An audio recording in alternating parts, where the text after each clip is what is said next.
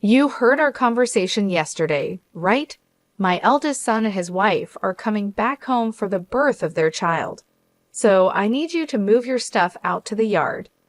Excuse me? You can't have kids anyway. You don't help with my son's work, so the least you could do is make some room. But I'm paying $20,000 in rent.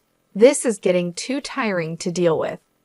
I live with my mother-in-law, but now she wants me out of the house because my brother-in-law and his wife are returning.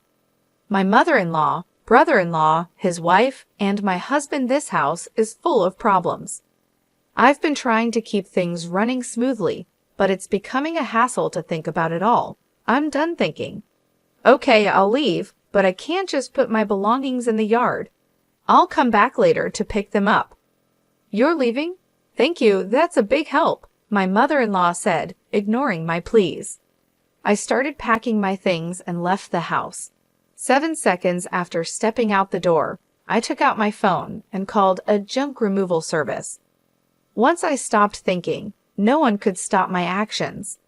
I'm Rachel, a 43-year-old IT consultant. My husband, Eric, is also 43 and runs 4 restaurants. We're both 43, and people often assume we've been married a long time and have a kid or two, but we're actually newlyweds. We both lived as workaholics and didn't marry until this age. I had given up on marriage just before turning 43, but a random visit to a bar after work changed my mind. Is this your first time here? He asked. Yes, that's right. I have been curious about it for a while, but it was hard for me to go in alone because the place is so stylish. But I worked hard today, so I decided to go in as a reward to myself. I was relieved to find a counter where it was easy for a loner to spend time. We have many women who come alone, so feel free to visit anytime. My husband Eric chatted with me with a smile. I sat at the end of the bar. I knew he was just trying to attract a new customer, but for someone like me who had no friends to eat with at this age, even this kind of service felt nice. Feeling comfortable in Eric's restaurant, I started visiting often. I always sat at the end of the bar, and it became normal for Eric to chat with me while I ate. What does an IT consultant do? He asked. I introduce it to companies and do strategic planning. I've worked with restaurants too. Once I suggested a tablet-based ordering system to reduce labor costs and improve efficiency. Oh, the system that's become common? How much does that cost? For a place like this, it would cost about this much, I said, punching numbers into my phone calculator and showing him the screen. No way, that's too much for a small business like mine. Eric shook his head and hands vigorously. Eric was curious and always eager to learn from our conversations. He looked for ways to apply new knowledge to his work. Even though it seemed like just a pleasant conversation, I was slowly drawn to his dedication. Likewise, Eric grew fond of me, seeing that I was hardworking. I'm always busy with work and can't talk much. How about we go out for dinner sometime? Excited about the chance to dine with a restaurateur, I eagerly agreed. I was thrilled to be asked out, but saying something so girlish at nearly 43 would be embarrassing, so let's just leave it at that. My husband didn't just ask me out that one day. He continued to invite me out for meals occasionally.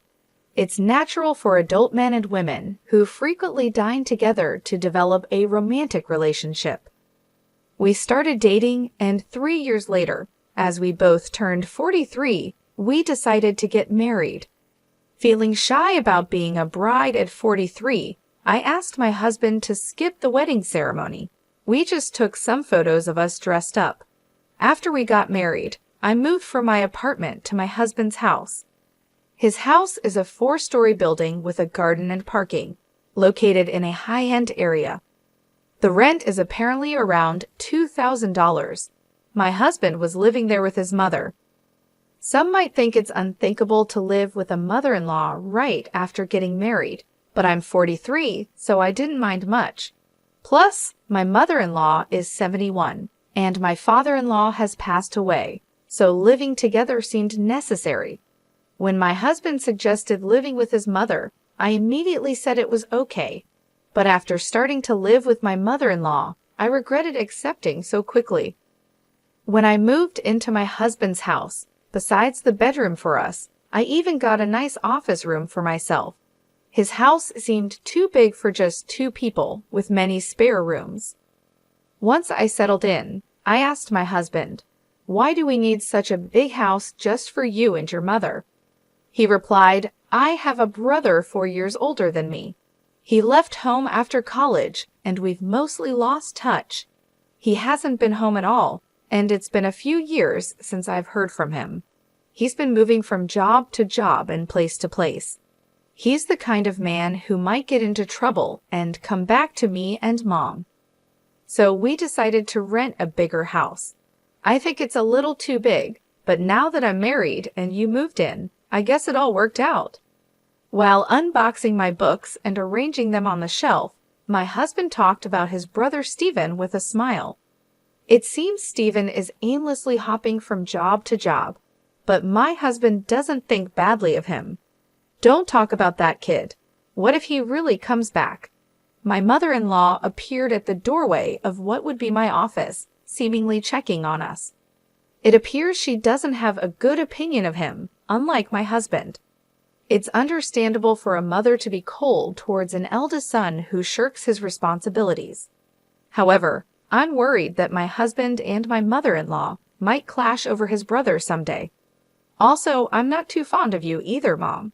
Come on, we're going to live together now, so stop saying things like that. I'm not saying you should leave. I just need to make things clear from the start, my mother-in-law said as she walked away, her slippers making a padding sound. "I'm sorry, I'll talk to her," my husband said.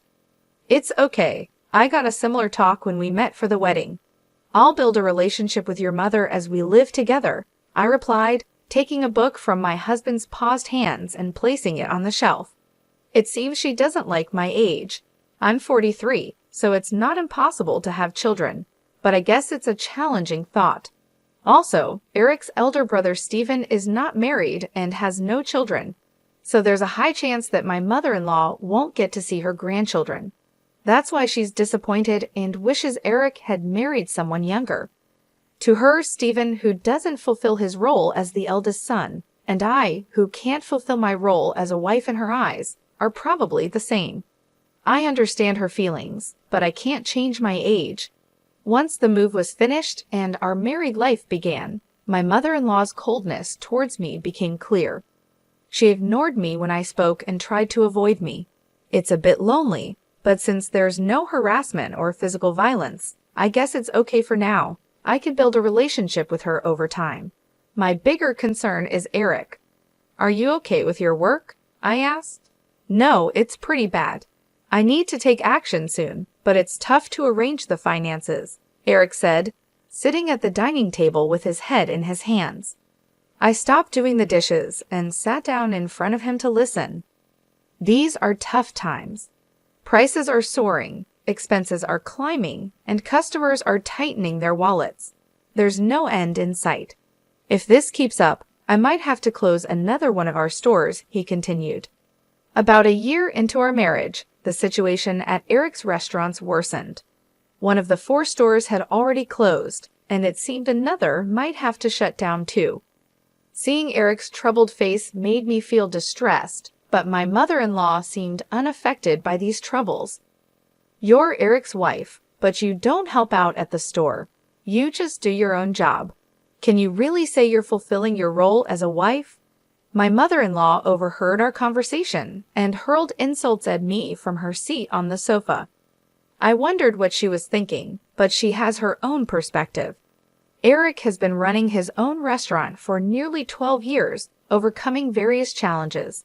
I believe he'll pull through this time too. You, his wife, shouldn't be making that face. Are you trying to feed into his anxiety and make him fail? "What a terrible wife!" she shouted again from the living room to the dining room. Her words were filled with spite and venom. I knew she wasn't just trying to fire me up, but she wasn't entirely wrong. I took her words positively and decided to support Eric to the fullest, smiling reassuringly at my anxious husband. A year later, just as she said, Eric managed to turn the situation around and avoided closing the second store. See, I told you. A stupid wife who can't even trust her husband. Don't drag Eric down, she said. As a side effect, my mother-in-law, who had previously ignored me, started lashing out at me without reservation. The relationship with her might seem to have worsened, but since Eric's business is doing well, I'll consider it a break-even situation. I thought things were balancing out, but it turned out worse for me. Eric, having stabilized the business and with a bit more money, seemed to get carried away, and I heard rumors about his affair. What is he thinking? If there's extra money, there are surely better ways to spend it. Also, it's strange how bad situations tend to pile up. Having seen Eric's business revenue drop, I know this all too well, but I never thought it would happen to me. Eric, Stephen called. His girlfriend is pregnant. That's great news. She's a 33-year-old who worked at the same bar as Eric. They asked something. What? You're being so formal all of a sudden. Stephen is a freelancer, and so is his pregnant girlfriend. With a baby on the way, they're struggling. They asked if they could move into this house and if they could work at your restaurant. I was thinking about how to confront Eric about the affair when my mother-in-law came into the living room and started talking to him. The conversation was about Stephen, whom I've never met, and I was completely left out as they continued talking. It was a strange scene. She used to dislike Stephen for not fulfilling his role as the eldest son, yet now she was asking Eric to welcome him. The reason was simple, the grandchild. She had given up hope of seeing a grandchild, but now saw an opportunity and completely changed her stance. She was even planning to offer them a home and jobs. Eric, who never thought badly of Stephen, had rented this big house for such a time, but the situation has changed, and now I'm here. Isn't it odd to have Stephen and his family move in? I looked at Eric in the living room from the dining area. He was looking back at me with a clearly troubled expression. Come on, it's a good thing. Stephen is in trouble, and you, Eric, have the means to help him. Ah, okay, I got it. Eric sighed, unable to say no to his mother. I had hoped he would stand up to her, but it seems it was just wishful thinking. He kept glancing at me, probably worried about my reaction. The worsening relationship with my mother-in-law, Eric's affair, now living with Stephen and his family, the problems just keep piling up. Overwhelmed and not knowing where to start, I decided to abandon thinking for today and just go to sleep. The next day was a holiday, and probably due to extreme mental fatigue. I slept in until late morning. Eric was at work, so it was just my mother-in-law and me at home. Dreading what she might say about my sleeping in, I reluctantly headed to the living room. You sure slept in. Must be nice to have such leisure, she said. Bracing myself for her usual nagging about not fulfilling my duties as a wife, I tensed up, ready for her words. However, what she said was much worse than I expected. You heard Eric and me talking yesterday, right? Stephen and his wife are coming back for a maternity leave visit, so move your stuff out to the yard. Excuse me, was I still groggy from sleep? Did she really mean I should live in the yard, or was she telling me to leave the house? You can't have kids anyway, and you don't help with Eric's work, so you should at least make room for Stephen and his family. We have 2 spare rooms left, so if you leave and your office is free, we can have a bedroom and a nursery for Stephen's family and a storage room for their stuff. Don't you think the room count and usage are just perfect? It seemed she was indeed telling me to leave. A storage room for Stephen's family. I'm being kicked out to make room for something that doesn't even seem necessary. Originally, I was allowed to use the office because there were spare rooms. I don't mind losing the office. A bedroom for Eric and me is enough. Stephen's family can live here without me leaving. Realizing that my mother-in-law now sees no reason for me to be in this house as a wife, since she can see her grandchild, I thought about the $20,000 I was paying in rent. I'm too tired to deal with all this. I decided to clear my mind and rest.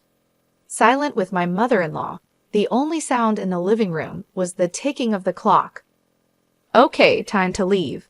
After resting my mind, I decided it was too much trouble to worry about what happens to Eric, my mother-in-law, Stephen's family, and their future. I chose to leave the house. Understood. I'll leave. I can't put all my belongings in the yard, so I'll come back later to pick them up. You're leaving? Thank you, that helps, my mother-in-law said, pleased. Ignoring her, I started packing my things and left the house. 7 seconds after stepping out the door, I took out my phone and called a junk removal service. My decision made after stopping my overthinking couldn't be stopped by anyone. Let them all regret this choice later. I left the house. I decided to stay at a hotel for a while. I had called the junk removal service, but they needed some time to prepare. This worked out since I wanted some time too. 3 weeks after leaving, I rented an apartment and started living alone.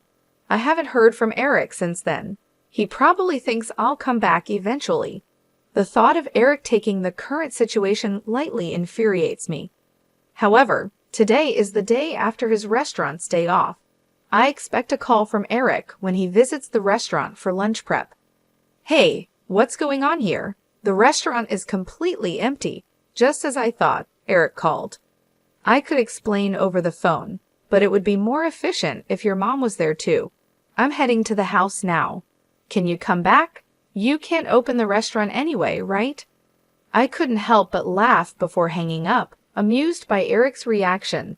He must be quite shocked. Still chuckling, I started getting ready to leave. When I arrived at the house, my mother-in-law started yelling at me. What on earth is this? The restaurant's fridge, cooking equipment, tables, all the important stuff is gone. You did this, didn't you? Do you think you can get away with this for free? It seems Eric had explained half of the situation. There was an unfamiliar couple in the living room, apparently Stephen and his wife. They looked confused and anxious, not fully grasping the situation and my mother-in-law's extreme anger. Why would you do such a thing? The restaurant can't operate now, my mother-in-law screamed. It's my restaurant, so there shouldn't be a problem with me starting the closing process or having the items I bought disposed of by a junk removal service, right? I replied. Huh? Your restaurant? What are you talking about? My mother-in-law asked. Why don't you explain, Eric? You haven't told your mom, have you? You remember that I still have the main restaurant and the second branch, and the second one was in a financial crisis, right? Yes, of course. You worked hard to turn it around, changing the tables, chairs, signboard, the restaurant's atmosphere, bringing in new cooking equipment, expanding the menu, and replacing the fridge and freezer to accommodate the new menu, right? Well, about that, Rachel actually paid for those expenses. What? What do you mean? Hearing Eric's words, my mother-in-law looked perplexed. She seemed to be trying hard to understand, but probably lacked the full information to grasp everything. Eric continued looking uncomfortable, like he was holding back from saying more, but it was clear this was going nowhere. I decided to explain everything. Before turning 43, I was single and working in it consulting. We didn't have a wedding ceremony, nor did we buy a new house after getting married, so I had saved up quite a bit of money. I lent Eric $400,000 to help turn around his struggling second restaurant branch. $400,000, but you can't just hand over such a large amount of money to your spouse, right? That's why I decided to buy the rights to the second branch and become its owner. I left most of the management to Eric, so there wasn't much for me to do as the owner. The only change was that Eric shifted his focus from the main branch to the second one for its recovery. When Eric's restaurant was in crisis, I showed my concern alongside him. It was when my mother-in-law yelled at me for not showing enough trust in my husband that I decided to support Eric to the fullest. My form of support was giving him the money I had saved during my single years. Eric, is this true? She asked. Yeah, it's true. She said it was okay if I failed and wasted the $400,000. She gave me the money, but since it was such a large amount, If it was going to fail anyway, she suggested becoming the owner. The plan was to pay back the borrowed $400,000 from the restaurant's earnings, but it was simpler for Rachel to become the owner and have the restaurant's income go directly to her. It also meant that she could decide whether to close the restaurant or not. "It's a lie. Can something like that really happen?" my mother-in-law exclaimed. "I understand it's hard to believe hearing this all of a sudden. That's why I brought some evidence. I spread documents like the business license, transfer of rights agreement, and lease agreement on the table, proving that I was the owner of the restaurant." My mother-in-law's face turned red as she confirmed my name on those documents. "Why didn't you say anything about this? You always talked about how you believed in Eric and how the restaurant was recovering, right? Even before we got married, you always encouraged Eric like that. He felt pressured by your words, but tried to live up to your expectations, not wanting to disappoint you as the head of the household. You're pretty cold to people like me and Steven who don't fulfill their roles, right? That's why Eric couldn't tell you he borrowed a large sum of money from me. He could have just told me," she protested. "That's why Eric couldn't speak his mind, because she gets upset easily. People like my mother-in-law often don't realize they're putting pressure on others. They might think it's just a small thing to say, but for the one under pressure, it's a huge burden, not something they can easily talk about. And even if they did speak up, she would likely be disappointed and start complaining. It was essential not to let Eric's spirit break under her constant jabs, especially when the restaurant was finally turning around. That's why I kept quiet too. But I really wished she had refused when Steven and his family were coming back. Probably Eric thought it was work-related and agreed without thinking much. Mom, Rachel, I'm sorry. This situation is my fault for not being decisive enough. If I had managed the restaurant well from the start, Rachel wouldn't have had to lend her money. And if I wasn't so weak, I could have told you the truth. If Rachel decides to close the restaurant, then that's it. But what about the part-time workers? My mother-in-law asked. Don't worry. In the past 3 weeks, I've already informed everyone about closing the restaurant, and they all understood. For those interested, I've arranged part-time work at other restaurants through my IT consulting contacts. That's a relief. That was my only concern. So everyone was in on this. Rachel showing me an empty restaurant as a surprise, and everyone keeping the closure from me? Eric, I'm sorry too. I've been pressuring you. And Rachel, I'm sorry for everything up to now. I won't tell you to leave again. My mother-in-law apologized, and it seemed as if everything was resolving nicely. But that's a misunderstanding. I'm far from being satisfied, and the discussion is far from over. Let's settle this matter next. What's this? A divorce papers. When I placed the divorce papers on the table, Eric picked them up in shock. What does this mean? Why a divorce? This is supposed to be a reconciliation, right? Don't just assume we've reconciled. You might think it's a secret, but I know about your affair with the part-timer. All the part-time workers knew about it too. That's just a rumor. You can't say things like that without proof. I displayed an image on my smartphone that a part-time worker had sent me and placed it on the table amidst the scattered documents. This is a photo of you entering a hotel. It was taken by one of the part-timers. If you leave the restaurant together and walk towards the nearby hotel district, anyone can take such evidence, not just the police or detectives. Did getting the second branch back on track give you too much confidence? You really got carried away as the owner of the restaurant. I couldn't do much in the day-to-day operations, but I still visited the restaurant from time to time. That's when the part-time workers told me about Eric's affair and asked for my help. When I promised to handle it, they provided incredible support. They sent me proof and even kept the closure of the restaurant a secret from him. Wait a minute, closing the second branch in a divorce? What's going to happen to the rent for this place? Eric asked. The rent for this place? What do you mean? My mother-in-law asked. I haven't mentioned that yet. I've been paying the entire rent of $20,000 a month for this house, I said. Is that also true? She asked Eric. It's true. When the restaurant's revenue started falling, Rachel started paying half of it. But as revenue continued to drop, the amount she had to cover increased. Eventually, she ended up paying it all. $20,000 a month is the same as my salary, so I paid all the rent, and Eric covered other living expenses like food and utilities. So if Eric gets divorced and only has the main restaurant left, obviously living here won't be an option anymore. Eric and my mother-in-law seemed deflated after hearing my words. They slumped as if they had exhausted themselves in a boxing match. Stephen and his wife, now somewhat understanding the situation, hesitantly joined the conversation. What does that mean? We came back here and can't live here? Stephen asked. Wait, Stephen, this is different from what we heard. We thought everything would be fine once we got back home, his wife said. Sorry, Stephen. Right now, I don't have the means to help you with a restaurant or a house. Come on, do something. We're having a baby. At least give me a job. We have enough part-timers. In fact, we need to cut down on staff costs. Eric will work hard, so just wait a bit longer.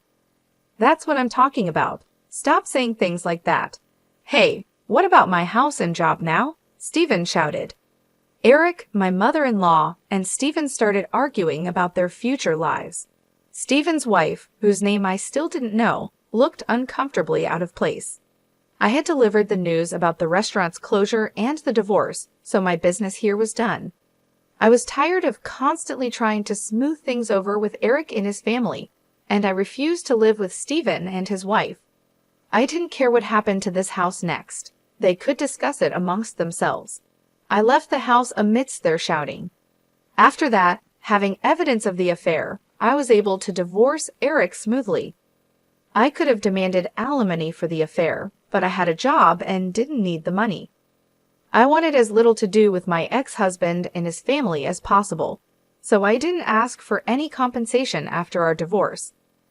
My ex-husband, Eric, couldn't afford the rent and had to leave the house with his whole family. Financially and emotionally strained, Eric, who had been taking care of his mother, argued that it was actually Stephen's responsibility as the eldest son.